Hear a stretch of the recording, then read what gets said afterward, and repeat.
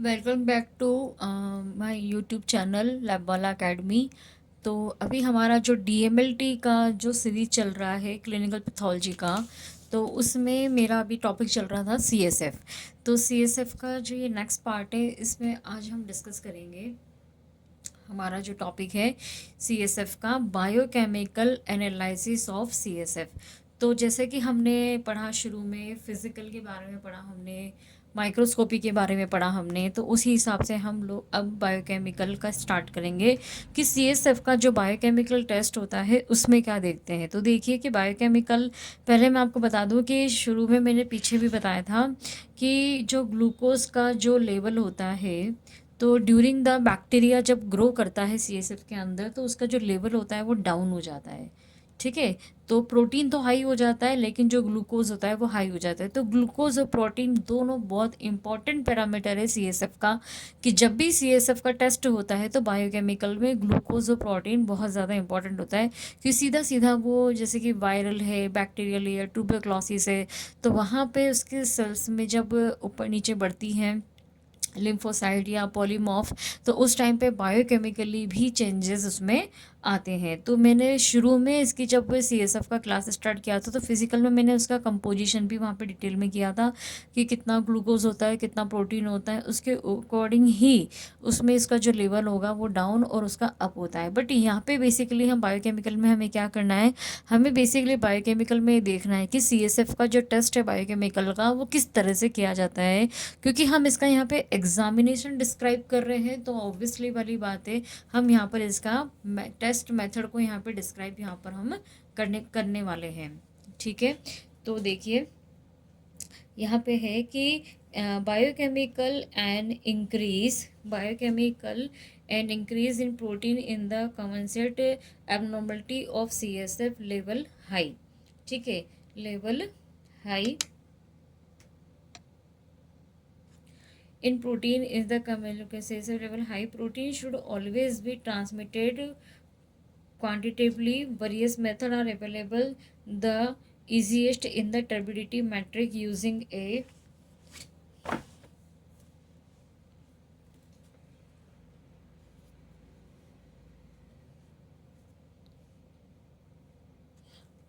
a प्रोटीनोमीटर, यानी कि प्रोटीनोमीटर यहाँ पे यूज़ किया जाता है टर्बिडिटी के लिए। प्रोटीन का जो टेस्ट होता है वो बेसिकली किया जाता है प्रोटीनोमीटर से। ठीक है। A proteinometer is a set of standard tube showing the amount of protein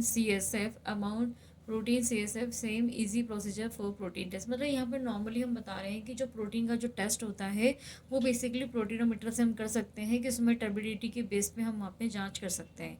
इसके अलावा जो हम डिटेल में जो है मेथड पढ़ेंगे सीएसएफ का, वो मास्टर जेट डाईफिनोमेट्रिक प्रोसीजर है। देखिए मास्टर जेट डाईफिनोमेट्रिक प्रोसीजर में सीएसएफ को कैसे किया जाता है, देखिए। तो इसमें ये देखेंगे कि place 2 ml CSF in A small tube at 3.0 ml of 30% trichloroacetic acid to it and shake well and place in a water bath at 100 degree for 2 minutes. Set a side and room temperature at 20 minutes. Then compare the turbidity with standard tube. देखिए, जब हमें कोई method लगाना होता है biochemical में, तो वहाँ पे स्टैंडर्ड का भी देखा जाता है। जैसे ये स्टैंडर्ड होता है, एक स्टैंडर्ड होता है और एक होता है हमारा टेस्ट सैंपल। तो जो टेस्ट सैंपल होता है, मतलब कि वो आपका पेशेंट का सैंपल होता है, और स्टैंडर्ड सैंपल होता है जिसका हमें ऑलरेडी पता होता है कि उसमें टर्बिडिटी आई हुई है या नहीं आई हुई है। वो एज ए नेगेटिव कंट्रोल या पॉजिटिव कंट्रोल में आप यूज़ कर सकते हैं। पर यहाँ पर जो मास्टर डायफ्रामेट्रिक है, तो उसमें कुछ नहीं करना है।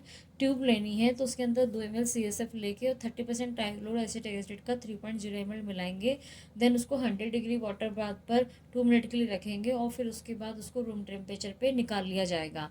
उसके बाद 20 मिनट के लिए इसको रखेंगे, तो वहाँ पे टर्बिडिटी या तो आ जाएगी या टर्बिडिटी नहीं आएगी। अगर टर्बिडिटी आ जाती है तो मीन्स वो पॉजिटिव हो जाता है, और टर्बिडिटी अगर नहीं आती है तो वो नेगेटिव हो जाता है। तो आई थिंक आपको मास्टर जेट फिनोमेट्रिक प्रोसीजर यहाँ पर समझ में आ गया होगा क्लियरली। अगला है सल्फोसिलिक एसिड रिएजेंट टेस्ट है, SSA जिसके नाम से हम जानते हैं। ये टेस्ट हम पीछे भी यूरिन में भी पढ़ के आए हैं, प्रोटीन टेस्ट में। तो ये देखिए सारे मैनुअल टेस्ट है जो कि किए जाते थे, ये पुराने ज़माने टाइप के हैं, लेकिन अब तो सब ऑटोमेशन मशीन पे होता है सारे टेस्ट, वहाँ से आप सारा सब कुछ कर सकते हैं, क्विक क्विक रिस्पॉन्स में होता है। तो take 3 ml of 3% sulfosalicylic acid in the tube, यानी ट्यूब में हमको सबसे पहले 3% का सल्फोसिलिक एसिड का जो रिएजेंट होता है उसका 3 ml लेना है।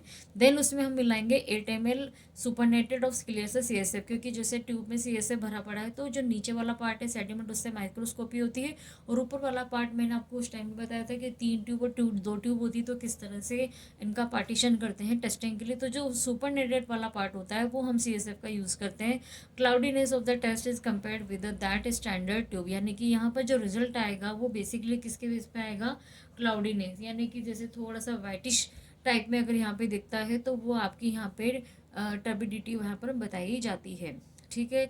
तो कॉज ऑफ प्रोटीन इंक्रीज क्यों होता है, ये अगर आपको वायरल मेनिंजाइटिस हुआ है या न्यूरोसिफिलिस या मल्टीपल स्क्लेरोसिस या फिर एक्यूट बैक्टीरियल मेनिंजाइटिस होता है तो प्रोटीन का लेवल हाई हो जाता है। ठीक है, आगे देखते हैं एस्टिमेशन ऑफ ग्लूकोज, क्योंकि मैंने आपको बताया था कि जब हमको कभी बैक्टीरियल का इन्फेक्शन होता है CSF में तो उस टाइम पे ग्लूकोज का लेवल कैसा हो जाता है, डाउन हो जाता है। इसका जो लेवल होता है नॉर्मली वो क्या हो जाता है, डाउन हो जाता है। और ये कब होता है, जब आपको कोई बैक्टीरियल इन्फेक्शन होता है।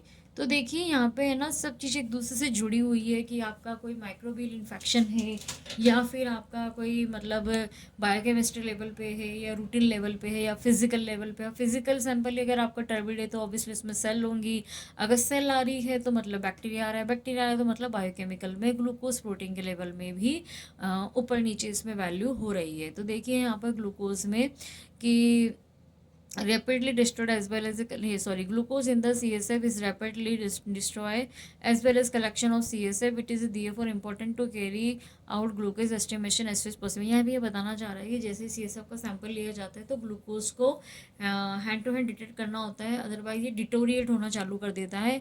Is there likely to be delay the CSF should be preserve in the fluoride vial, जो इसकी फ्लोराइड वाइल आती है जैसे ब्लड के लिए, सेम ग्लूकोज को भी इसमें स्टोर हम कर सकते हैं। और यहाँ पर bacterial meningitis, fungal meningitis, systematic hypoglycaemia, tuberculosis meningitis, वैसे मेजरली ग्लूकोज का टेस्ट हम बायोकेमिस्ट्री मशीन से करते हैं। यहाँ पे ऐसा कुछ मैनुअल मेथड नहीं है करने का, वो हमने प्रोटीन में आपको यहाँ पे डिटेल में बताया है। वैसे ये ऑटोमेशन पे होने वाला टेस्ट है। इसके अलावा एक पैंडी टेस्ट आता है ग्लोबुलिन प्रोटीन का, टैक 2 ml रिएजेंट इन है पैंडी टेस्ट, ये वेरी इंपॉर्टेंट है, ये वेरी इंपॉर्टेंट है पैंडी टेस्ट। इसका जिक्र नॉर्मली पूछ भी लेते हैं, आप करना भी चाहिए क्योंकि ये थोड़ा सा इंपॉर्टेंट है CSF में। तो take 2 ml reagent in a test tube, 2-3 drop of CSF examine the solution after each drop turbidity will appear in the reagent that vary in the only slight turbid is significant and indicate globulin with presented or the add drop of CSF। यानी कि इसमें ये बताना चाह रहा है कि यहाँ पे आपको क्या करना है, सबसे पहले 2 ml तो रिएजेंट लेना है और 2-3 ड्रॉप आपको CSF की लेनी है। देन सॉल्यूशन को ड्रॉप बाई थोड़ा सा उसमें सॉल्यूशन के साथ ईच ड्रॉप के साथ टर्बिडिटी आपको दिखाई देगी, अगर रिएजेंट के साथ तो वेरी इसका अलग से रिएजेंट आता है पेंडी टेस्ट का, ओनली ये स्लाइड टर्बिड अगर दिखता है तो सिग्निफिकेंट नहीं है तो नहीं है। तो ग्लोबुलिन प्रोटीन के प्रेजेंट और अनप्रेजेंट इसमें देखी जाती है। तो यहाँ पे आपका जो CSF होता है वो कंप्लीट हो जाती है इसकी आज सीरीज। तो आई होप आपको CSF में अगर कहीं भी आपको नोट्स में अगर कहीं डाउट है, समझ में नहीं आ रहे हैं या कोई मेथड में आपको कन्फ्यूज़न है तो आप प्लीज़ मुझे कमेंट में बता सकते हैं।